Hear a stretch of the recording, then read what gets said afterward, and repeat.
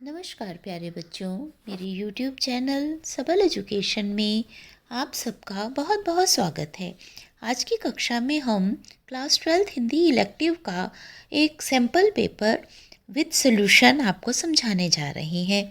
आप जानते ही हैं कि आपके सेकेंड टर्म की डेट शीट आ चुकी है और CBSE की परीक्षाएं आपकी 26 अप्रैल से प्रारंभ हो रही हैं। तो इसी कड़ी में हम आपको आज ये सॉल्व्ड सैम्पल पेपर समझाने जा रहे हैं, जिससे कि आप अपनी परीक्षा की तैयारी अच्छे से कर सकें। आपका ये पेपर 40 नंबर का होगा और इसकी समय अवधि होगी 2 घंटे। तो चलिए हम इसका प्रारूप समझते हैं। एंड तक वीडियो में मेरे साथ बने रहिए और अच्छे से समझिए कि आप मैक्सिमम मार्क्स कैसे एग्ज़ाम में ले सकते हैं। तो सबसे पहला प्रश्न जो इसमें है बच्चों, कार्यालय हिंदी और रचनात्मक लेखन भाग में आपको 3 टॉपिक दिए हुए हैं। किसी एक टॉपिक पर आपको 150 शब्दों में एक रचनात्मक लेख लिखना है। यह प्रश्न 5 नंबर का एग्जाम में आएगा। यह 3 विषय हैं। हड़तालें देश की प्रगति में बाधक, हड़तालें कहते हैं स्ट्राइक को। दूसरा है विज्ञापनों की चकाचौंध, विज्ञापन किस तरह से हमें अपनी ओर आकर्षित करते हैं। और तीसरा है जंक फूड, स्वास्थ्य के लिए जहर। जंक फूड जो हमारे स्वास्थ्य के लिए हानिकारक है, लेकिन खाने में बच्चों को बहुत ही स्वाद लगता है, वास्तव में वो हमारे स्वास्थ्य को कितनी हानि पहुंचाता है, उसके बारे में आपको रचनात्मक लेख लिखना है।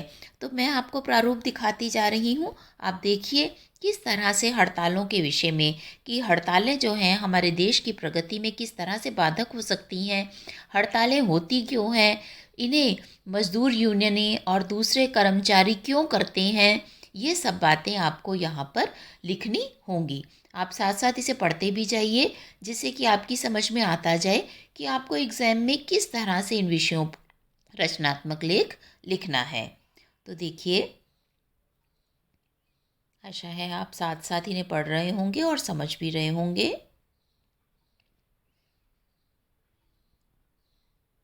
इसी तरह से दूसरा टॉपिक है यहाँ विज्ञापनों की चकाचौंध। विज्ञापन एडवर्टाइजमेंट को कहते हैं और आप जानते हैं आज का युग एडवर्टाइजमेंट का युग है। टीवी, अखबार, मोबाइल, हर जगह आपको विज्ञापन दिखाई देते हैं और ये विज्ञापन किस तरह से हमें अपनी ओर आकर्षित करते हैं, इन्हें देखकर हम नए नए उत्पादों के बारे में जानते हैं और उन्हें खरीदने के लिए तैयार हो जाते हैं। लेकिन साथ ही इन्हें खरीदने के लिए हमें अपने आप को पहले उनकी उपयोगिता के बारे में, जो बात विज्ञापन में बताई जा रही है, उनके बारे में जानना चाहिए कि वह सब चीज़ें जो हैं, जिस उत्पाद के बारे में बताई जा रही हैं, वह सही है या नहीं। तीसरा इसी कड़ी में है जंक फूड, जो हमारे स्वास्थ्य के लिए बहुत ही नुकसानदायक है। इसे फास्ट फूड नाम से भी जाना जाता है और आधुनिक जीवन शैली में इसका बहुत प्रयोग किया जाता है। ये जंक फूड जो है हमें बहुत सी बीमारियां देने वाला होता है। इसमें मैदे का, नमक का बहुत उपयोग किया जाता है। इसमें वसा भी बहुत ज़्यादा होती है, जिससे कि मोटापा भी बढ़ता है। तो किस तरह से ये हमारे जीवन शैली को इसने प्रभावित किया है और हमारे स्वास्थ्य को ये किस प्रकार से नुकसान पहुंचाता है। हृदय रोग, मधुमेह, ये सब बीमारियां जो हमारे बच्चों में, बड़ों में बढ़ती जा रही हैं, उनका कारण क्या है, ये इस पैराग्राफ में आपको लिखना है। तो ये तो हो गया आपका पहला प्रश्न 5 नंबर का। अब दूसरा प्रश्न है पत्र का। इसमें देखिए, आपको प्रश्न को बहुत ध्यान से पढ़ना है। जब आप प्रश्न को ध्यान से पढ़ेंगे तो उत्तर वहीं से आपकी समझ में आना शुरू हो जाएगा कि आपको पत्र कैसे लिखना है। यहाँ आपको 2 टॉपिक दिए हुए होंगे। दोनों में से एक विषय पर पत्र आपको लिखना होगा और यह भी 5 नंबर का प्रश्न एग्जाम में आएगा। तो हम पहला प्रश्न पढ़ते हैं।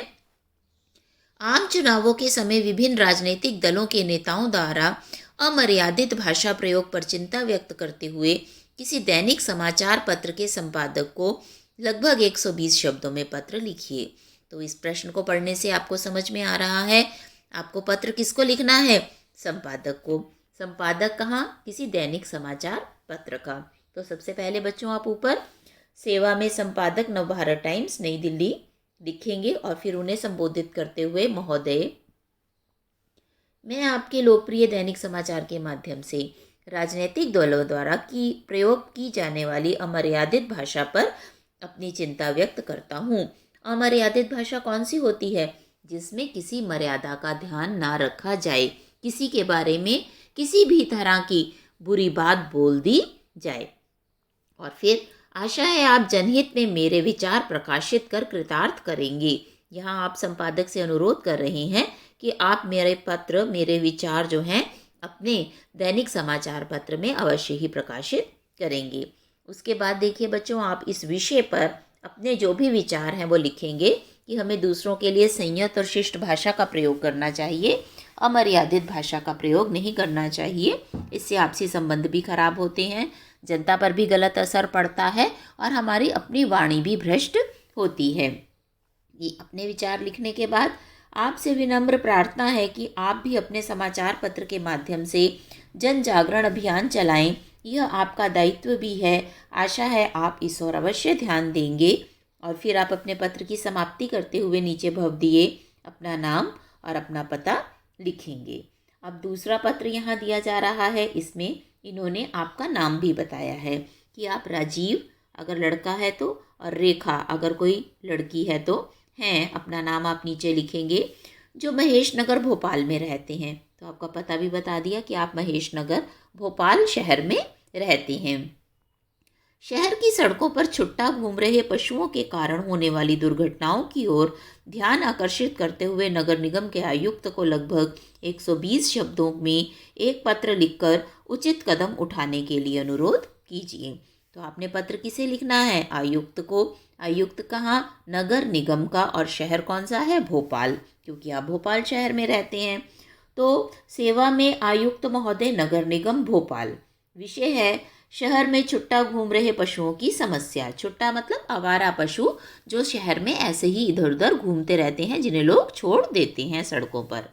मान्यवर, मैं आपका ध्यान भोपाल की सड़कों पर घूमते छुट्टा पशुओं के कारण होने वाली दुर्घटनाओं की ओर आकर्षित कराना चाहता हूँ। आशा है आप इस समस्या का निवारण करेंगे।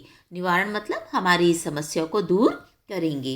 इन दिनों भोपाल शहर की सड़कों पर छुट्टा पशु खुले घूमते हैं। उन्हें रोकने वाला कोई नहीं है।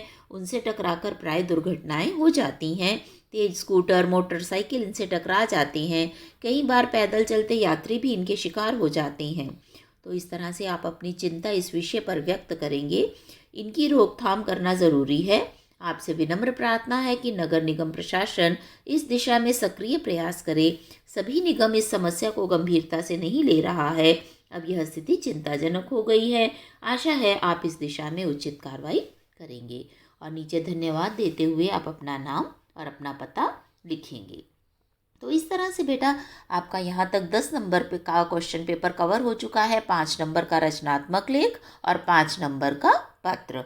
उसके बाद आपको अभिव्यक्ति और माध्यम से संबंधित कुछ प्रश्न पूछे जाएंगे, जिसमें पहला है नाटक लेखन में समय का बंधन क्या है, यह किस प्रकार रचना पर असर करता है। ये 3 नंबर का प्रश्न है। तो नाटक लेखन में आप जानते हैं समय के बंधन का ध्यान बहुत रखना पड़ता है। इसका नाटक की रचना पर भी असर पड़ता है। तो शुरू से लेकर अंत तक नाटक जो है एक समय सीमा के अंदर ही लिखा जाता है। उसको अगर हम बहुत लंबा कर देंगे या बहुत ही छोटा कर देंगे तो वो अपना संदेश नहीं दे पाएगा। बहुत लंबा कर देंगे तो वह अरुचिकर हो जाएगा। इतनी देर तक लोग उसे सुनते और देखते नहीं रहेंगे। और नाटककार को ये भी सोचना चाहिए कि दर्शक कितनी देर तक किसी कहानी को घटित होते हुए देख सकता है। नाटक के 3 अंकों को समय को ध्यान में रखकर बांटना ज़रूरी है। हर एक अंक की अवधि कम से कम 48 मिनट की होनी चाहिए। तो इस तरह से 2.5 घंटे से ज़्यादा का नाटक नहीं लिखा जाना चाहिए। अब यहाँ पर आपको चॉइस भी दी हुई है अथवा करके। दूसरा है कहानी के कथानक पर प्रकाश डालिए। तो कथानक जो है वो कहानी का केंद्रीय बिंदु है।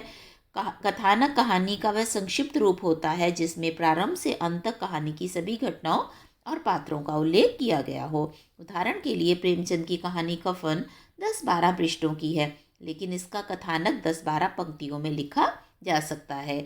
तो कथानक मुख्य भाव है कहानी का, वह विचार है जिसके चारों ओर कहानी के सभी पात्र, उनके संवाद और सारी घटनाएं घूमती हैं। कथानक जो है वो कहानी का केंद्रीय बिंदु होता है। आमतौर पर कथानक में प्रारंभ, मध्य और अंतिम स्थितियां होती हैं।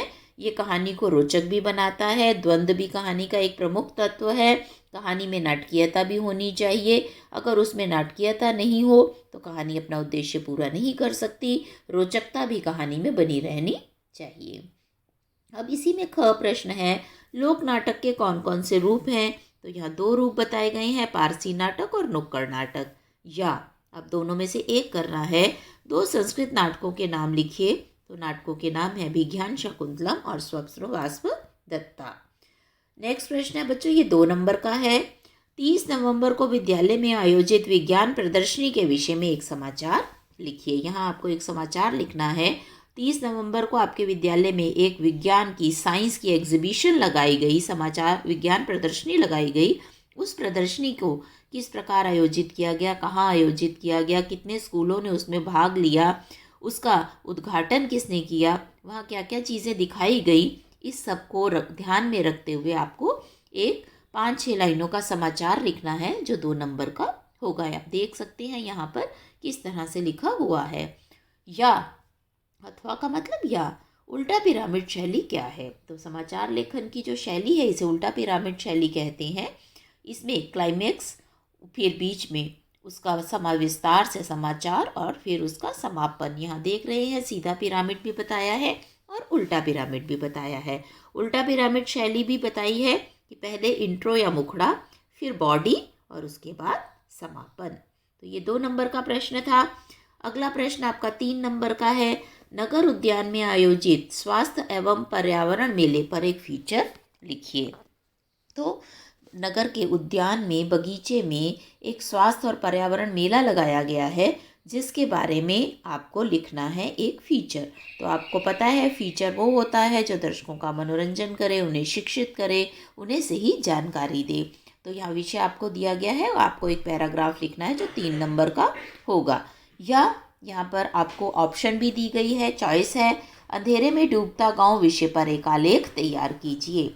तो अंधेरे में डूबता गांव मतलब वो गांव जहाँ पर अभी तक बिजली नहीं आई है और शाम होते ही जो गांव अंधेरे में डूब जाता है, जहाँ कुछ दिखाई नहीं देता, ऐसे छोटे गांव या किसी आदिवासी क्षेत्र के बारे में आपको एक पैराग्राफ लिखना है। इसमें आपको अपने विचार लिखने हैं कि बिना बिजली के हमारा जीवन कितना कठिन हो जाता है। तो बच्चों यहाँ तक आपका 20 नंबर का पेपर हो चुका है। अभिव्यक्ति और माध्यम से भी जो प्रश्न है सारे वो इस तरह से चॉइस के रूप में आपसे पूछे जाएंगे। अब आ गई आपकी पाठ्य पुस्तक। तो सबसे पहले जो पाठ्य पुस्तक से संबंधित प्रश्न है वो आपका यहाँ पर अंतरा भाग 2 के काव्य खंड से 3 प्रश्न दिए हुए हैं जिनमें से किन्हीं 2 के उत्तर आपको लिखने हैं। चॉइस है यहाँ पर। तो जो पहला प्रश्न है वो है 12 मासा के आधार पर पूस मास में नागमती की विरह दशा का वर्णन कीजिए। या विद्यापति की विरहिणी नायिका की 3 विशेषताओं का उल्लेख कीजिए। या भरत का आत्म परिताप उनके चरित्र के किस पक्ष की, उज्ज्वल पक्ष की ओर संकेत करता है। तो 12 मासा आप जानते हैं मलिक मोहम्मद जायसी द्वारा रचित है, जिसमें उन्होंने अपनी नायिका नागमती के अलग अलग महीनों में उसकी विरह के कारण क्या दशा है इसका वर्णन किया है। यहाँ आपको पूस मास में नायिका क्या महसूस करती है वो लिखना है कि भयंकर ठंड में उसकी कैसी दशा अपने पति के बिना हो गई है। यह 3 नंबर का प्रश्न होगा। दूसरा है विद्यापति की विरहिणी नायिका की 3 विशेषताएं लिखिए। तो विद्यापति वाले पद 3 आपने पढ़े जिनमें बताया गया कि नायिका जो है वो नायक के बिना बहुत ही दीनहीन हो गई है, सूख गई है उसकी देह, फूल उसे अच्छे नहीं लगते, कोयल की आवाज़ सुनकर, भंवरे की आवाज़ सुनकर अपने कान बंद कर लेती है, किसी तरह से ज़मीन पर बैठ जाती है तो उठ नहीं पाती। तो नायक के बिना उसकी दशा बहुत ही खराब है। और तीसरा जो प्रश्न है वो भरत के बारे में है। आत्म परिताप मतलब प्रायश्चित करना।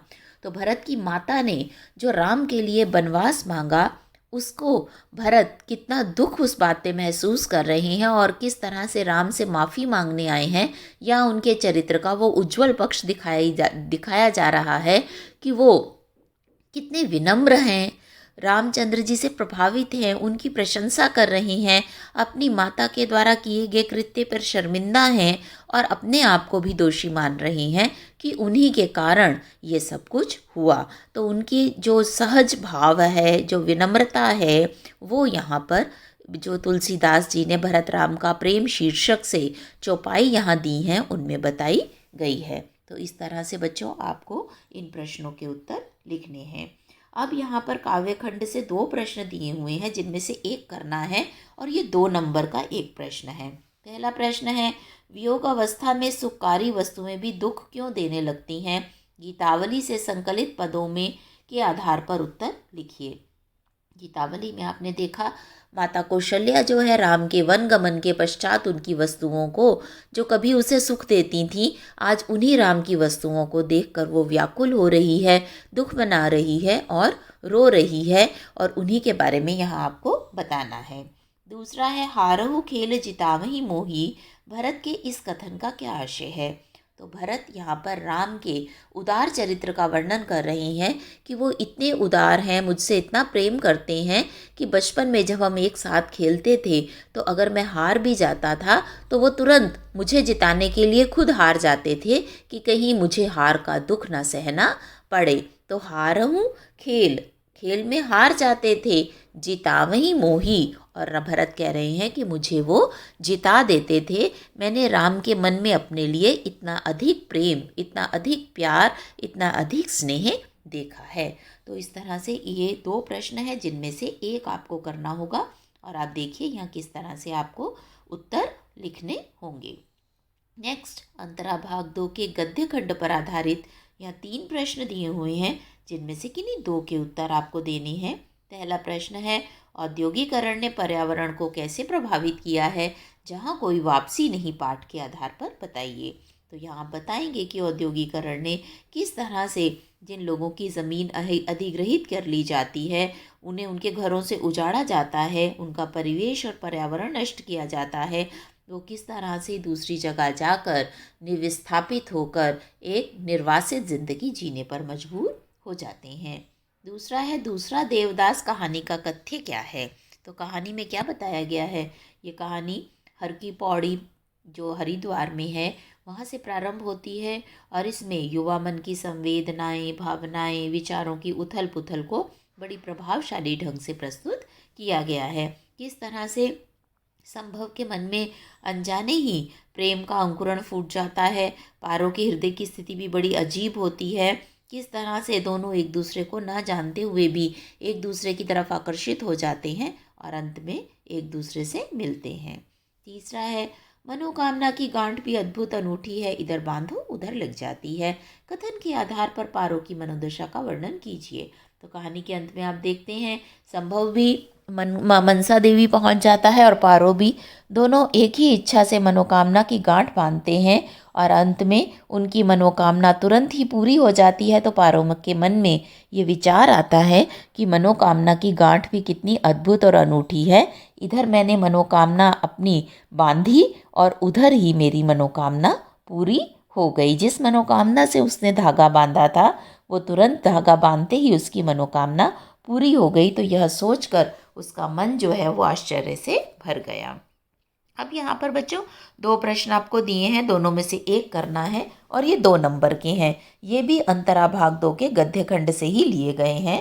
पहला प्रश्न है, शेर गौतम बुद्ध वाली मुद्रा छोड़ अपने वास्तविक रूप में आकर क्यों झपटा?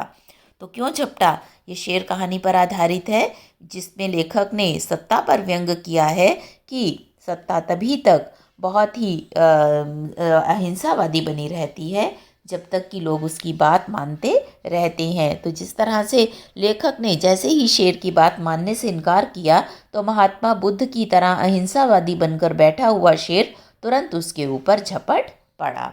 तो वास्तविक स्थिति यही है कि जब तक उनकी बात चुपचाप स्वीकार कर ली जाए तब तक ही वह शांत रहते हैं। जैसे ही उनकी बात का जनता विरोध करती है वैसे ही वो हिंसक रूप धारण कर लेते हैं। दूसरा प्रश्न है, आधुनिक भारत के नए शरणार्थी किन्हें कहा गया है? जहाँ कोई वापसी नहीं, पाठ के आधार पर बताइए। तो लेखक ने बड़े स्पष्ट शब्दों में बताया है कि आधुनिक भारत के नए शरणार्थी वो हैं जिन्हें औद्योगिकरण के कारण उनकी जगह से, उनके गांव से उजाड़ दिया जाता है, उनके गांव को, उनकी खेती योग्य ज़मीन को ले लिया जाता है और वो बड़े शहरों में आकर मजदूरी करके अपना पेट भरने पर मजबूर हो जाते हैं, उन्हें ही लेखक ने यहाँ नए भारतवर्ष के नए शरणार्थी का नाम दिया है, क्योंकि वो फिर शहरों में शरणार्थी बनकर ही रह जाते हैं, वापिस अपनी जगह पर नहीं लौट सकते हैं। अब बच्चों, जो आपसे प्रश्न यहाँ तीन दिए गए हैं, जिनमें से 2 के उत्तर आपको देने हैं। ये आपकी पाठ्यपुस्तक अंतराल में से लिए गए हैं, जिसमें 2 पाठ आपके सेकेंड टर्म सिलेबस में आ रहे हैं। पहला है बिस्कोहर की माटी और दूसरा है अपना मालवा खाओ उजाड़ू सभ्यता में। तो पहले बिस्कोहर की माटी कथा के केंद्र में क्या है? तो आप जानते हैं इस पाठ के लेखक विश्वनाथ त्रिपाठी हैं। बिस्कोहर उनका गांव है और उन्होंने अपने गांव बिस्कोहर के मट्टी के बारे में, वहाँ के रहन सहन के बारे में, वहाँ के लोगों के जनजीवन के बारे में इस पाठ में बड़े विस्तार पूर्वक बताया है। नेक्स्ट है गांव में वर्षा कैसे होती है? बिस्कोहर की माटी पाठ के आधार पर बताइए। तो गांव में लेखक ने बताया वर्षा एकाएक नहीं आती, पहले बादल घिरते हैं, गड़गड़ाहट होती है, पूरा आसमान काले काले बादलों से भर जाता है और उसके बाद हवा चलते हुए दूर से बरसात जो है वो धीरे धीरे तेज़ होती दिखाई देती है। कवि कह रहा है ऐसे लगता है जैसे तबला, मृदंग, सितार, इन सब का संगीत एक साथ बजना शुरू हो गया हो। तीसरा है लेखक को क्यों लगता है कि हम जिसे विकास की औद्योगिक सभ्यता कहते हैं वह उजाड़ की अब सभ्यता है? क्या आप मानते हैं? अपना मालवा खाओ उजाड़ू सभ्यता में पाठ के आधार पर बताइए। तो लेखक को ऐसा इसलिए लगता है कि हम एक गलतफहमी के शिकार हो रहे हैं, जिसे हम विकास की औद्योगिक सभ्यता समझते हैं, वो वास्तव में विकास ना होकर उजाड़ की सभ्यता की ओर हमें लेकर जा रही है। इसीलिए लेखक ने इसे अपसभ्यता कहा है। वो कह रहे हैं कि पश्चिमी देशों का अपना कर दृष्टिकोण हमने अपनी सभ्यता को कहीं का नहीं छोड़ा। हमने अपनी सभ्यता को उजाड़ दिया, अपने प्राकृतिक वातावरण को खराब कर दिया, अपने पर्यावरण को दूषित कर दिया और पर्यावरण असंतुलन के कारण ही वर्षा का, मौसमों का चक्र जो है वो बदल गया। अब ना सर्दी उस तरह से होती है, ना वर्षा उन महीनों में आती है, गर्मी की अधिकता हो गई है। तो हमने अंधाधुंध विकास के कारण जो अपने पर्यावरण को नुकसान पहुंचाया, उस पर्यावरण के कारण हमारी सभ्यता विकास की सभ्यता ना होकर अब सभ्यता में बदल गई है। तो इस तरह से बच्चों ये 40 नंबर का आपका प्रश्न पत्र आएगा, 2 घंटे का टाइम होगा। मैंने इसे पूरा आपको समझाने का इस वीडियो में प्रयत्न किया है। ज्ञान बांटने से ही बढ़ता है, इसलिए वीडियो को ज़्यादा से ज़्यादा शेयर करें, जिससे दूसरे बच्चे भी इसका लाभ उठा सकें। मेरे साथ बने रहने के लिए बहुत बहुत धन्यवाद। दूसरे विषयों के वीडियो के साथ अगली बार आपसे पुनः मुलाकात होगी। धन्यवाद।